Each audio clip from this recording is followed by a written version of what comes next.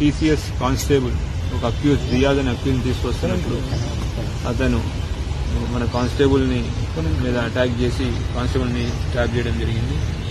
Constable అక్కడ injuries పడిపోతే immediate గా ఎస్ఐ గారు అదే టైంలో అక్కడ ఎస్ఐ గారు అక్కడ షిఫ్ట్ చేయడం జరిగింది. ఇక్కడ ఒక దురదృష్టకరమైన విషయం ఏంటి అంటే అక్కడ వ్యక్తి పెనుగులాట జరుగుతూ ఉంది. అంటే జనాలు చూస్తూ ఫోటోలు తీసుకుంటూ బిజీగా ఉన్నారు. హాస్పిటల్ షిఫ్ట్ చేయాలి అని ఆటో అడిగితే ఆటో వాళ్ళు కూడా కుదరదు అని వెళ్ళిపోతున్నారు. సొసైటీ మనం ఎట్లా ముందుకు వెళ్తున్నాం, మేము వెళ్తున్నాం అనేది మీ విచక్షణకే వదిలేస్తున్నాను.